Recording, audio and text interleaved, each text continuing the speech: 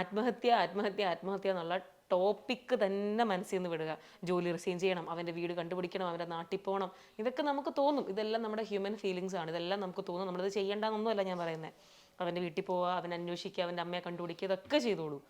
പക്ഷേ സ്വന്തമായിട്ടുള്ള കാര്യങ്ങളെല്ലാം പോയിട്ടാകരുത്. ലേ തന്നെ ആദ്യം പറഞ്ഞില്ല, ലേ ഭയങ്കര ബ്യൂട്ടിഫുൾ ആയിട്ടുള്ള സ്ട്രോങ് ആയിട്ടുള്ള ഒരാളാണ്. പറഞ്ഞില്ലേ, കുറേ പെൺകുട്ടികൾക്ക് ഇൻസ്പിറേഷനാണ്.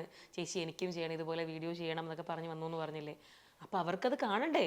ലേ എവിടെ വെച്ച് നിർത്തിപ്പോയി കഴിഞ്ഞാൽ ഇത്രയും ആൾക്കാരൊക്കെ പിന്നെ ആരെ നോക്കിയിട്ട് ചെയ്യും? അവർ നിർത്തിപ്പോവും, അവർക്കും ചെയ്യാൻ പറ്റില്ലെന്ന് വിചാരിക്കും. ഈ സ്ട്രോങ്ലി ഫൈറ്റ് ചെയ്തത് കൊണ്ടാണ് ഇന്ന് ലയെ വിളിച്ച് ഇവിടെ നിന്ന് ഞാനത് സംസാരിക്കുന്നത്. അപ്പോൾ അതുകൊണ്ട് തന്നെ ഈ പറയുന്ന ബാക്കിയുള്ള പെൺകുട്ടികൾക്കൊക്കെ ഇൻസ്പിറേഷൻ ആവേണ്ട ആളാണ്. അല്ലാതെ സോക്കോൾഡ് നാളെ വീണ്ടും പറയുമ്പോൾ ഉള്ളൊരു കേസ് ഫയലിലെ പേരൊന്നും അല്ല ലയ എന്നുള്ളത്. ഓക്കെ.